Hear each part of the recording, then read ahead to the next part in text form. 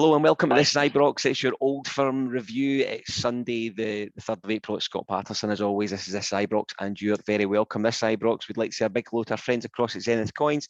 These guys are currently pulling together the Rangers coin collection. It's 5 beautifully crafted coins celebrating iconic pieces of the club's 150th year on the planet.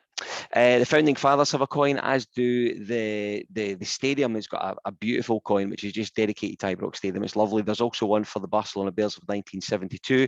The 9 in a row guys from the 90s have a coin dedicated to them, and of course we couldn't have a coin without having Steven Gerrard's 55 league titles from last season. Jump on their website, have a look. It's all zenithcoins.com. So we're back, Old Firm review, tough one to cover tonight, let's be honest. I'm joined by David Cornish. David is back. Hi David, how are you? Hi Scott. Yeah, same as all of us, I imagine, pretty scunnered with it. Welcome back. Yeah, thanks. Wish it was under better circumstances. Patrick, you're back as well, our champion analyst. Looking forward to hearing from you tonight. How are you? Yeah, good. It was a pretty embarrassing day, I'd say, for almost all parties Rangers related.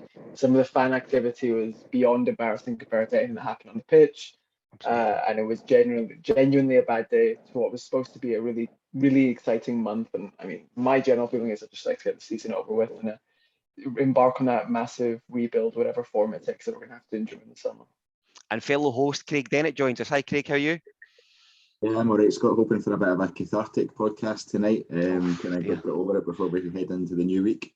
So I'll tell you what, I'll stick with you because you and Kyle done the sort of pre-match stuff before the game, and you've put out something at the end of the game as well.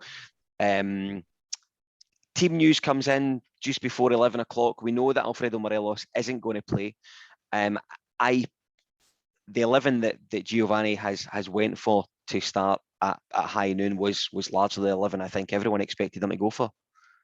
Yeah, I think so. I think when we discussed it in the preview pod, even we threw around a few names and a few different options, and really the only place that was kind of up for grabs, I think, was out on the right of the front three. It was whether we went for someone like Aribo, who's shown in the past, albeit not since the winter break, that he's got a bit of intelligence and trickery around the edge of the box, which we thought might work well with Roof. Or do you go for someone with pace like Fashion Sakala and just go at them and try and get balls into the box for Kamar Roof? I think that was one of the key kind of discussion points before the game. But all in all, it was kind of 50-50 between the two. It could have gone either way. So pretty happy with where Giovanni van Bronckhorst set up the starting lineup, to be honest. Patrick, there was nothing about the 11 that he picked, I think, it surprised anyone. I think everyone had a grand plan, if you like, of if Rangers were to go 2 up, we'd just drop big John Lundstrom back to centre half, go to a 3 and do it Dortmund style until 90 minutes was up, and it just didn't materialise that, as we know. Yeah, I mean, there's plenty to complain and talk about in the game, but I don't think anyone can sort of afford any massive complaints in regards to the team and how it's set up. I would have liked to see Lowry on the bench, if anything, for sort of inspiration from the fans, but also a good experience for him because he has played some part in the first team, but an Old Firm experience, at least even as on the bench, even if he doesn't play, it's still a good learning environment experience to sort of thrive in, and maybe the sort of thing in which will motivate him or force him to have a conversation with the hierarchy in the summer to be like, I want to be involved with this in a playing capacity instead of sitting on the bench. He's young, but he's talented. Other contention was maybe to play Kamara as the most advanced midfielder in the 3 and get him just to sit on McGregor. All of Celtic's good play, and much of it today as well, comes to Cal McGregor. He's a fantastic footballer. So the idea of him sitting on him and kind of just man-marking him basketball style the entire game would have been something I don't think anyone would argue against, but we chose to play Ramsey there. And I mean, if you told anyone not to start Ramsey 3 minutes in, they'd be absolutely laughing. David, so Patrick alludes to the fact that Aaron Ramsey got his first start. Now, I know that everyone's been desperate to see him rock out on the Ibrox Stadium in a blue jersey from the start. And there was something probably a wee bit fairy tale about him getting his first Rangers goal against Celtic at a packed Ibrox. Atmosphere is incredible today. Yeah, it was a cracking atmosphere, and I mean, in hindsight, wee bit short-sighted, but you almost sort of feel, when he scored that, and you think of all the fans who've been saying, "Oh, what a waste of money," and all the rest of it. And it was almost like that was him starting to justify the fact that we'd paid so much just to get him in on loan. Yeah. As I said, hindsight's wonderful. You know, I don't think any of us would have predicted after that start that we would have sort of gone downhill quite so quick as what we did. But I thought, you know, well taken goal, showed his class, showed what he's about. I mean, that is what Aaron Ramsey brings to you. It's just, unfortunately, what followed wasn't of that quality. Patrick, I think the one thing that I really liked the goal we scored, I have to say. I felt today there was sort of three passes, if you like, and for me they were Calvin Bassey, Big John Lundstrom I thought had a good game, and I thought Ramsey was good for the hour or so that he played as well. However, the goal that we did score to take the lead, it was great play by Bassey playing in Kent, and then didn't really do a lot in the game for me particularly, but I felt his square ball to Ramsey was spot on. Great finish. He didn't really have to do a lot. Yeah, I mean, it gives sort of similar circumstance to Kent's goal he scored in 2019 when Barisic plays that pass in, albeit slightly deeper in the box. And then Ramsey's finish at first, I thought Hart should have saved, and I kind of still contend with that point. But I don't think it's the sort of one in which a Celtic fan will be overly disappointed I didn't save it, because it was quite close, it was quite quick, and it went in. But it was a nice pass from Bassey, reminded me of similar to the ball he played to Kent against Hearts at home, when then Kent squares it to Morelos back post and scores. And I totally agree with the three you said who got past Mark. I think Bassey struggled for the first goal because he let Calma kind of just gallivant into the right box, but then he kind of made up for that, not just with this shot assist or the second assist, hockey assist, whatever you want to call it, but he was quite good today. He was constantly showing. I agree with Lundstrom. I thought he was really good today. I was a bit concerned when he got that yellow card early on, just sort of nightmares back to Alashkert at home, but he managed to navigate that and perhaps showed the maturity in his game and the ability to sort of navigate these big games. And I also thought Tabner was fine. He always is. He showed up. He did fine. Goulton had a few nice blocks, but then again, kind of calamitous few mistakes, kind of trademark of the season, where he's done really well and really poor simultaneously somehow, and it's just not being able to maintain that consistency like last season. And I think we'll talk about a few other players who struggled, but largely it was more of individuals. None of them were genuinely terrible, but I think the sum of the parts and the sort of team performance was more disappointing than any single individual, barring Alan McGregor, who I think was just really poor despite that. Actually, fantastic save towards the end. So, Craig, Ramsey puts this one up. What are you thinking? I'm thinking this is the start we wanted. We've pressed them high from the start. We're high energy. We've all kind of discussed where we feel Celtic's weaknesses are, and it is them playing the ball out from the back, and we needed to put pressure on them, which is something we didn't do on the 2nd of February against them. It was the absolute perfect start. I feel like I've seen that goal quite a few times, to be fair, not just today. I think it's a move and a combination that we've used great in the past, and it just carried on. The atmosphere was buzzing at the start of the game, and it ranked it up a notch, I guess, from there. Obviously Celtic went up the other end pretty much and scored, and I was surprised at how quickly the atmosphere just was deflated. It just died on its backside, and it was a weird juxtaposition, I guess, from where we were 3 minutes beforehand. And Craig, I'll stick with you. As you say, they go up the park and score relatively quick after Ramsey scored. I can't work out for the life of me why no one nailed Callum McGregor as he ran with the ball.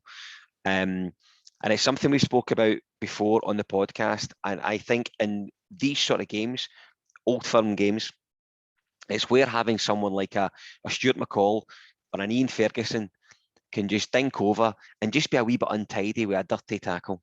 Do you know what I mean? Take this thing out of the game, let the fans celebrate the fact that they're leading, but instead we let Callum McGregor run on and on and on and on. As I say, ball eventually, I think it's Jota who has a strike. I think I may be wrong. McGregor saves it. I don't think covers himself in glory, to be perfectly honest with you. Tom Rogic is first to the ball and just lifts it over him high into the net. I thought Rogic actually traditionally does play well against Rangers. I thought he played okay again today. I thought we struggled to sort of match him in the centre of the park, but it was a goal that we could have prevented. I felt they went through us very, very easily. It was almost like we were still over the fact that, we've took the lead here. What do we do next? Yeah, I think so. I think Calvin Bassey is the prime candidate for pulling down Callum McGregor, to be honest. And I think you take that yellow card every day of the week, even though it's early doors. I think he had a couple of occasions where he should have just pulled him down or went across him and knocked him off the ball as such, and allowed them to take the free kick, albeit that we're not that confident with ball swinging into the box at this Which moment. We'll come to. But I think, Calvin Bassey needs to bring him down there. I think that's maybe a wee bit of inexperience at that point. I thought he had, like you say, a good game otherwise, and he dealt well with all the sort of pace merchants that they have out in the wide areas. I think it might have been Hatate actually that hit the shot from the edge of the box, and it was a really tame shot. He tried to cut it into the bottom corner. I thought McGregor could have caught it. I know that's not how goalkeepers play at this point in time, but he's got enough time there to push it out wide, even push it out for a corner. Just anywhere. He's pushed it back out it's just bounced off and back into the central danger area, and you put money on Tom Rogic scoring that goal when it falls to him. Aye. David, at this point, it's level pegging. It's almost like we've not scored. It's back to 0-0 effectively, and because the goals have came so early in the game, I don't think that even with Celtic equalised, I don't think it necessarily gave them an upper hand. As I say, it went back to 0-0 because the goals are so early in the game, rather. However, we seem to develop from that point on almost like a lethargy. We didn't seem to know how to play. We obviously had Roof up top doing the Morelos role, but he can't. No. I mean, to go back to your first point, I think there's a lot of psychology at play there. They'd scored, taking the lead, as you said, oh, great, what do we do next? And as they say, you're never more vulnerable than that couple of minutes after you score. Yeah. And of course, Celtic did hit straight back, and it's almost a sense of, Christ, what we scored, and now we're equal again. What do we do next? In relation to your point about Roof, as I said before, mate, I'm gutted at the way we tried to play Roof today. I'm not saying that there was no chances he should have finished. I'm not saying, that we should have done everything for him, but to ask Roof to play the same game as Morelos is just nonsense. He isn't Morelos. I think you said it. He never will be. That's not his game. You mentioned before about the team lineup, and to be honest, I wasn't surprised at how we lined up. It didn't surprise me at all. But one of the things I'd sort of flagged prior to the game was I felt if we were going to play Roof up top, we should have changed our tactics to suit him. We play the way we do because that suits Morelos, and that's fine. It works. It's great. Okay, he has the odd off game, but generally, even when he has an off game, he still does enough to occupy defences. That isn't Roof, So by asking him to do that, you're taking away. I mean, the guy's, he's got a nose for goal.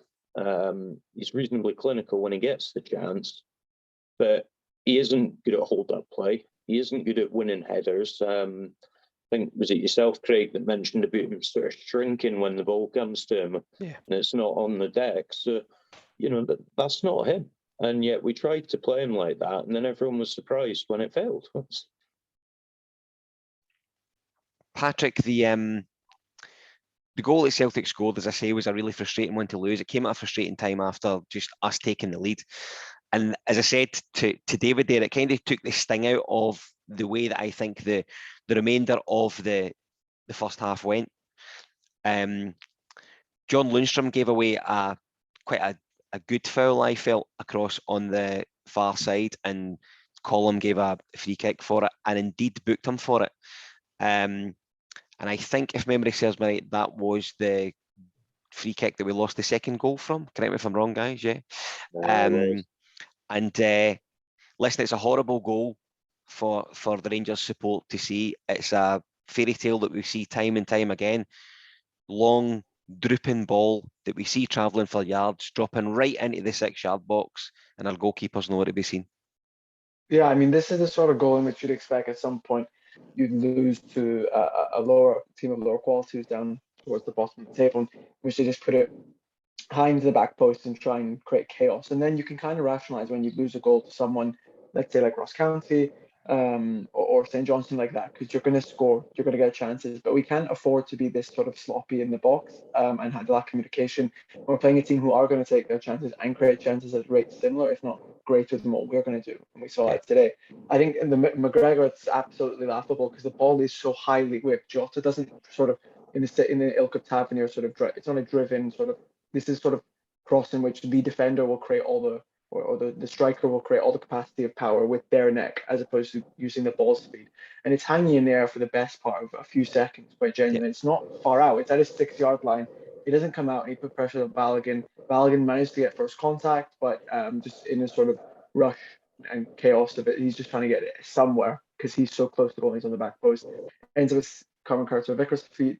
He's unoccupied and he strikes it well. It reminds me of the sort of goal, fun enough, Goldson would pop up with last year. That's the fine differences in which you get these people who are going to contribute in the defense capacity, and they come up and they do the special or do the out of the ordinary, and that's how you win these sort of games. And I think he was probably the commentary team made much of it, but he was really good today. And the sort of central presence we had last year, and we've sort of lacked throughout this season. Craig, I'm a huge fan of Alan McGregor. Anyone that's been listening to this Ibrox since we started 2 years ago almost will be very, very aware of what a big fan I am of him. However, I do worry this season we're beginning to see a bit of a demise from him, and we have seen a few, I loathe to say howlers, but they have been, and I say they're howlers because they have had an effect on the game. The end result, they've affected what we've came away from a game with. Ross County, Hearts at Ibrox, for example.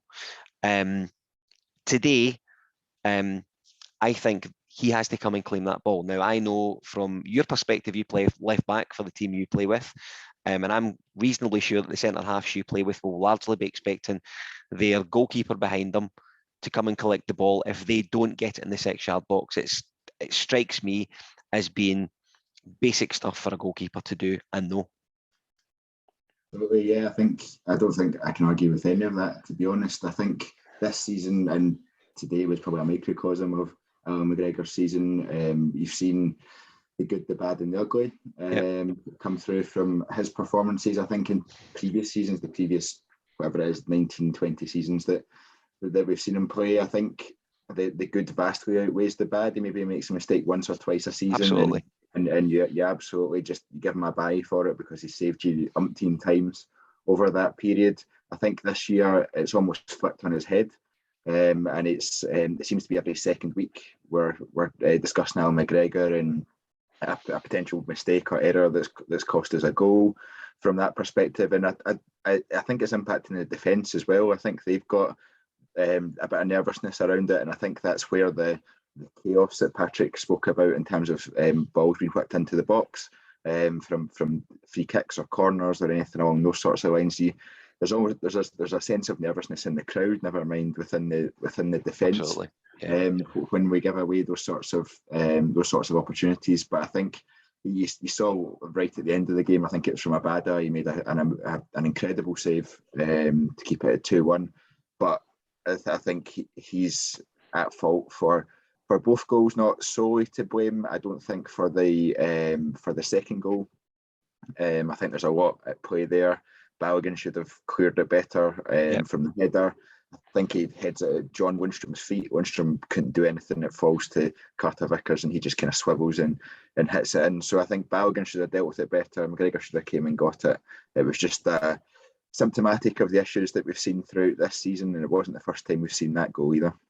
And Patrick, one of the things that I've seen tonight, as I say, we're recording on Sunday night, so I've seen on social media was probably, and I'll put this as politely as I can, a little bit of dilly-dallying from Joe Aribo from the second goal when he appears to take off position in and around the area where Carter-Vickers is.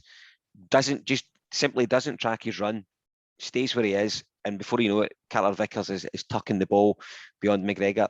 A wee bit symptomatic of Joe Aribo since he came back from the African Cup of Nations for me. Yeah, because it looks like he's set up to take a man position. He's kind of in between Starfelt and Carter Vickers. Then he pulls back and he kind of he marks zonally. He gets the penalty area just outside it. And Rogic is to his right, but not close enough for you to warrant to say that he is marking Rogic, because Rogic still has a few meters of space. So he's kind of just standing in the penalty area, which sort of makes sense. But when you then go and concede a goal from second contact, and you could have done with an extra man, and Joe Aribo's a tall lad as well, with considerably stronger than he looks considering his likely frame. So it's this idea of everyone else marking man, but he's taking the penalty spot, which seems to be something deliberate, but it just didn't work here per se. It could have gone the other way, and Balogun headers it out, and then Rogic is open for a shot on the edge of the box, and Aribo is able to close it down. But it very much is confirmation bias sort of stuff. But when we do concede these sort of goals, which has been a trend and something that we haven't been able to fix, it's been symptomatic of our inability to sort of communicate and whatnot in the box. I can't blame anyone for suggesting that everyone should be there just trying to kick chaos, just trying to do something in the box. So it didn't look great. David, I would suggest on the evidence of Joe Aribo's performance today, he's due a wee break on the bench for me. Has to be. You know what? He was our best player through the first half of the season. He also seemed to thrive when Van Bronckhorst came in. You know, there was no kind of missing the old manager or anything like that. But, and again, I think you're bang on with the point you highlighted about AFCON. You know, he went to AFCON and he was probably, I would say, just about a stick on for Player of the Year. Yeah, agreed. And yet he has come back, and I'm not going to say he is lazy, but he looks lazy. He looks like he doesn't give a rat's backside. Yeah. We're not seeing the same, you know, his dribbles, that, you know, happy feet as he used to be called, and they just don't seem to be coming off anymore. I think he needs that break, and I don't know if it's, you know, a physical thing or a mental thing, but one way or the other, he needs that break. And I think he needs to realise that no matter how good he was at the start of the season, it doesn't mean anything now. Yeah. You know, yeah, if I could butt in, I think that it's a trend you see a lot. A few of my friends for Olympiacos in Greece, and three of their main players went to AFCON. Yusuf Al Arabi, who was their striker, who played for Morocco, and the two Malian centre mids. And they've just been net negative since they've come back. And these are guys who are, at least in Madi Kamara, he's their best player, and he was linked with Liverpool last season, and now he's putting in performances which are substandard for the Greek Super League, which is similar, if not worse, to the Scottish Premiership. So I think Aribo has definitely been poor, but it's not just him. It's just this sort of clashing of calendars that aren't lined up, and we can't expect everyone to cater to our European sort of winter calendar. But it's a lot of things, and he definitely is one of them who's fallen victim to circumstance, like a lot. But he really, I think, does need a rest, and we're at the juncture in which if we just rest him on the weekends and play him in Europe, that seems to be reasonable. I mean, there's Alex Lowry sitting in the wings, who seems like a more than able deputy, and just in a morale boosting exercise, I think everyone would love to see him play. Maybe even get Charlie McCann on, not just to suggest to throw the season away, but I mean, keep it serious in the cups in the league. But I do think this is a time in which you could probably almost give people a sort of early test, see if they have what it takes to play a part next season. Craig, the guys come out for the second half, and I don't know about you, but did you think Joe Hart was looking for a contact lens or something like that? I had absolutely no idea what was happening. I think no one around me had any idea what was happening either. We actually thought maybe there's something up with the net, or maybe there's something. I think people actually thought he was complaining about the bare patch of ground in the 6-yard box. I think that was where people kind of ended up, and people were starting to vent their anger as they do.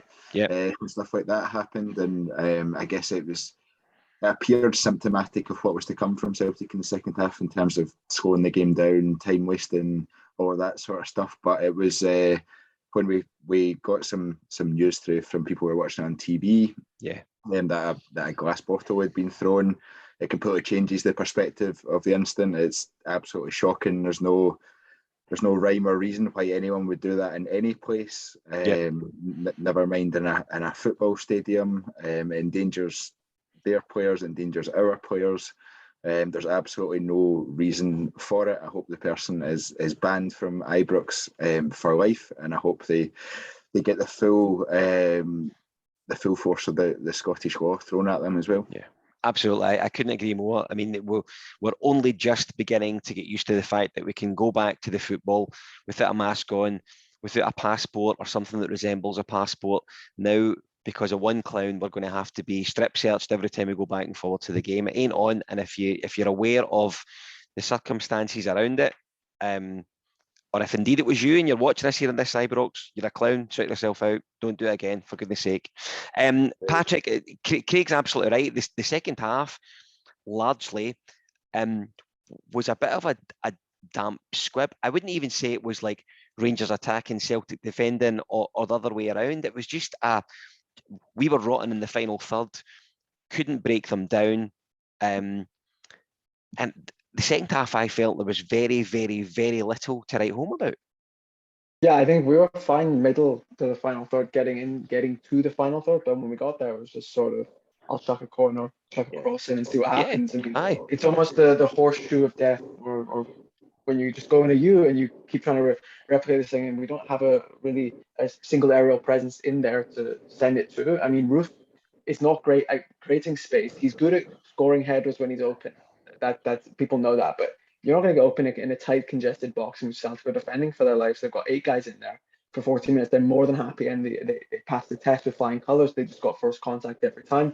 And we were left with, maybe, despite the fact we genuinely probably had 30 minutes of possession in that second half, we had maybe 2 or 3 shots that would deem anything close to a chance. Hart made a few sort of tepid saves, because Sakala's opportunity was probably the best one, and that was just some good play from him. He moves in the left and strikes it, and then Roof has a chance early on from a fantastic Goldson cross of all people. But beyond that, what you'd expect, at least in a possessional sense, we dominated the second half quite significantly, it seems. Especially the last 20 minutes, I think that about an excursion and shot was the only time they probably made it to our penalty box in any capacity. But it really didn't feel like, obviously Celtic fans probably didn't feel the same, just because they're going to be naturally nervous when they're holding a lead, but it didn't feel like we were ever going to score. It seemed the sort of thing in which we could play for another 15 minutes, and not through any fault of theirs, but we would probably miss an open goal or something. It just really didn't seem to be on, which is a shame. I thought sometimes we could have shot earlier, taken some shots on, just because when it doesn't look like you're going to score easy, simple chances, you might as well try and create some random variance, take a shot. I mean, the January or the February Old Firm is a perfect example. Take a shot, hopefully it deflects off someone and goes in. And that's how they got their first goal for Atate. And just create as much chaos as possible, which Sakala was decent at. But beyond that, I think it was a really rudimentary performance. And sort of the ones we've seen, it's not crazy to say this was a very similar lack of attacking potency to what we saw against Aberdeen at home. Roof managed to pick up a goal there, or Motherwell at home in the second half. This isn't a sort of thing which it's like, oh, we played against good defence.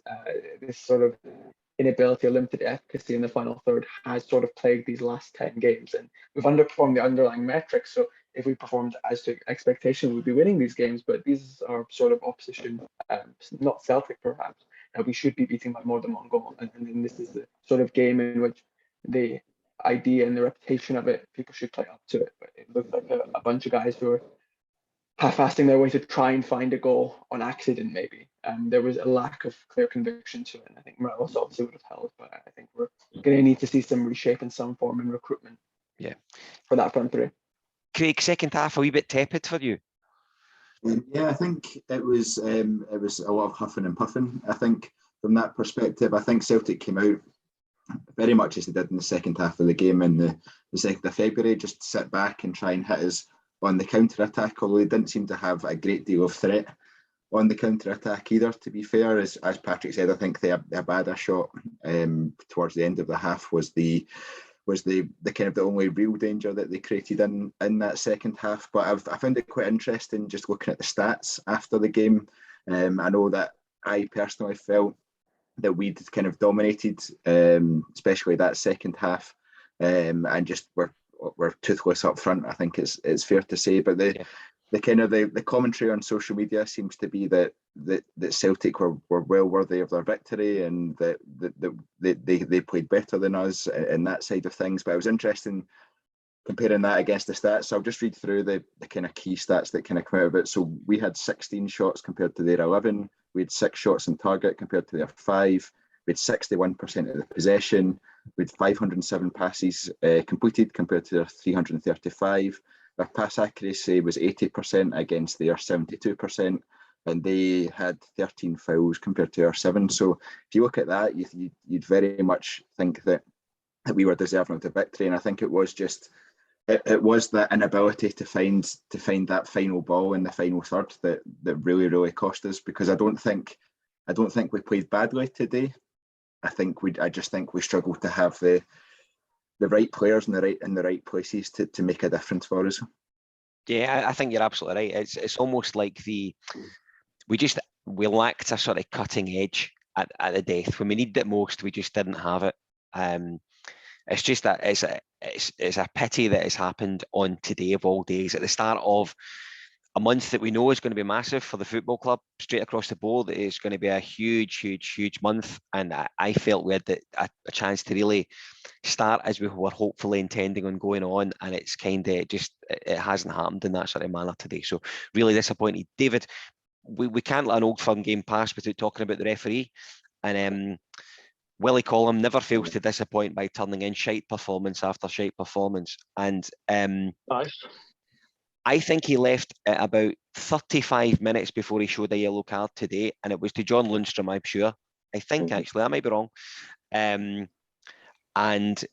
there was easily 3 or 4 tackles that should have went, both Rangers and Celtic guys, by the way, that I would suggest were yellow cards, and arguably worse than the one that Lundstrom got booked for, that went away scot-free. However, that's kind of par for the course. What we did see, I felt, was a couple of, certainly 2 penalty shouts for Rangers that I felt could have been given by penalties. There was one for Celtic in the first half that I know Bennett spotted earlier on. We'll concentrate on our ones because we don't give a FUCK about theirs. Ryan Jack crashes the ball into the arm of Carter Vickers. Now, the way I say that, it goes into his arm, which it does. However, VAR, I suggest, would give it as a penalty. Second one, same guy, Carter Vickers, wants Goldson's jersey and tries to tear it off his back. 2 penalties for me. Yeah. I suppose there's possibly a bit of debate on the first one, so the Jack one. As you said, the velocity of the ball that was fired at him. Was there much of any time for him to get his arm out of the way? And with the sort of variations in the handball rules, I think it could have been given, absolutely. And I don't think they could have had masses of complaints if it's given, but you would be sat there arguing it was soft if it was given against us rather than for us. The second one's a no-brainer for me, though. I don't know what Colin was looking at. He's looking right at it. That's what he's looking at. Well, his head's pointed towards it, but if he's looking at that and doesn't think it's a penalty, then incredible. He's got more issues than we thought. I know you said you didn't want to talk about the Celtic one, but just on that, yep, I think there was actually an element of how he went down that actually potentially influenced that one, because it was quite a theatrical fall in the end. He kind of stayed on his foot as he went past McGregor and then fell to the deck. Again, I'd actually classify that in the same one as the Jack, where I think it would have been incredibly soft and you'd be angry if it was given against, but it could have been given. But yeah, as I said, the Goldson one for me is a no-brainer. Let's call him in it. I don't know what else to say. Absolutely.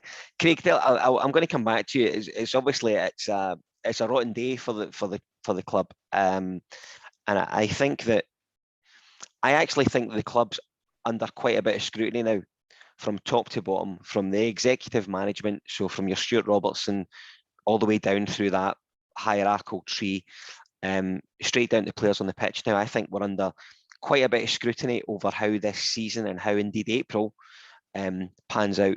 Still quite a bit to play for. I mean, let's not be honest. Or let's be honest, rather. Let's not be honest. Let's be honest. We've got the situation where it's not mathematically impossible for us to win the league. We can still do it.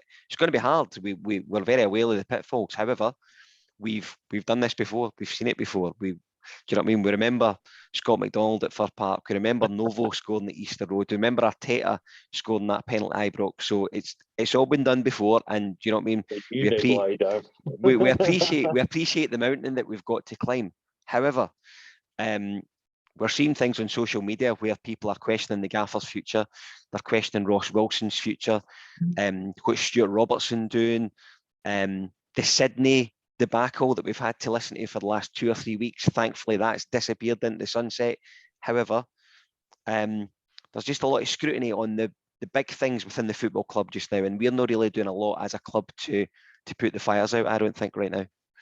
Yeah, I think we can kind of probably split this into 2 parts. We'll split it into the on-field stuff in April, and the rest to the best of luck. and then we'll split it into the off-field, the transfer business and that side of things. So looking at the on-field side of things, obviously Alfredo Morelos news came out on, I think it was Thursday. It came out just before we were filming the preview podcast, and that was a huge blow. I think today we saw how much of a blow it is to us, and my confidence of getting past Braga, to be honest, has taken a dip, especially after seeing today's performance. They also beat Benfica on Friday night, I believe. So it shows that they're absolutely no mugs as a team, which we already knew. But I think it wards against people underestimating how good they actually are. And then the Scottish Cup semi-final just took on a whole new onus after today. I think had we won today, I think it was Crawford actually that said on the preview podcast that out of the we were obviously in the run for the league title, the Europa League and the Scottish Cup. If we were to win today and then target the Europa League, that he would actually, the Scottish Cup would be the one that he would let sort of slide by. If we had to, because really competing at the business end of 3 competitions of that magnitude is tough on any squad. So if you to let one slide, it would be the Scottish Cup semi-final. I think that's flipped 100% on its head now. I think the vast majority of Rangers fans would now focus on the Europa League and Scottish Cup, albeit that we, like you say, we've been through this course before. Although it seems highly unlikely that we'll win the league, it's still possible, and you've got to keep going and trying your hardest while it is still possible. So my mood going into April and going towards these games is taking a dip after today, but it was probably more the Morelos news than anything that's given me concerns. In terms of the off-field side of things, I think the accusation that's regularly levelled at the board and Ross Wilson is we've not added a first 11 player to the team over the last 3 transfer windows. I think that's a fair enough accusation, to be fair. And I think when you see in January, and I think in the summer as well, we were linked with Andreas Skov-Olsen, who's went to Club Brugge, and Joey Veerman as well, who I think's at PSV now. Both of whom are tearing up trees where they are. They're scoring goals, they're assisting, they're absolutely on fire. And I think that does nothing to help the outcome of the route that we've gone down in terms of effectively taking on 2 loans, and Amad Diallo, who's made next to no impact, and Aaron Ramsey, who we've desperately tried to get on the pitch and obviously scored today, but he's not been able to go on the pitch often enough to make a real impact either. So I think obviously with Skov-Olsen and Veerman, you're looking at one or the other, but I think the general feeling is that if you get one of them, they make a massive difference as we head into the second half of the season. So it's understandable the criticism that's coming, or the scrutiny, as you say, that's coming the way of the board and the football department at Rangers. I don't think that's going to stop anytime soon, and it'll probably ramp up even more as we head towards the summer and what I believe Patrick described as a massive rebuild summer, which I think it has to be, and I imagine we'll have a podcast dedicated to that all by itself in future. Absolutely. There's going to be lots of podcasts dedicated to stuff like that, I think, over the summer. Patrick, it's interesting. I mean, I agree with everything Craig says. We obviously focus on the footballing department, what we see on the pitch. There's no doubt that the footballing side of things is due a huge makeover come May, June, July time. Oh yeah, I mean, no doubt. Hopefully there'll be some outgoings of substantial note that will help fund that. Obviously, let's hypothetically say the league is lost and we come second and we go into the Champions League, most likely at the third qualifying round, which means we have 2 rounds to navigate, and we'll be seeded for the first playoffs. So it'll be a bit difficult, but it's not 100%. This year, I mean, we'll have some benefit for our hard work over the last 4 years for the coefficient, because this year will be probably the easiest chance you'll get in a while, coming second to make it to the Champions League, and we're probably not favourites to do so because we'll have to beat a team like Benfica, but I don't see any reason why we can't have some sort of confidence doing so. But yeah, this summer, I mean, will be nice. I think that was the expectation for last summer, but then the depressed COVID-induced market sort of limited our ability to sell, and there's no point in selling players for low value when you still can have them for 2 years. As for the sort of toxicity around everything, I mean, it makes sense. I think a lot of the anger is misappropriated, though. I think there's this sort of scattergun approach for a lot of people where they're blaming absolutely everyone. And since they blame everyone, they'll get something right, because they'll eventually the blame will lie at someone who's right. Because if you blame everyone, there's obviously someone to blame. It's really difficult when we're not privy to everything, especially the financial situation, to go in and point fingers about how we should have signed this person or that person, or when people supposedly have inside sources and say we spent this on that person. I do think the incomings have been somewhat underwhelming when you consider the fact we haven't spent much money in the last 2 years. Lundstrom, Bassi, Balogun, they've all come in and played a decent role. Roof, albeit not now, is probably the invoked name. His numbers speak for themselves, and Hadji has done well. I think we're missing him to an extent. I do think he is one of the players more so than any who gets more valuable when he's not here and injured. I think he's a good player, and some people like to overrate him a bit, but he's no doubt valuable. I do think it's a bit hyperbolic reaction, but people pay hard-earned money to go and watch the football, compounded by the cost of living crisis even more. So they're putting in thousands of pounds in which is becoming an increasingly untenable position. So they have the right to be angry, and it's only compounded by these sort of self-inflicted wounds. The Sydney Cup, the best example. Then all the reciprocating statements that were released. It's just not a great time, genuinely exciting, when your football team's not doing well, and a lot of it is stabbing yourself in the foot. It's understandable.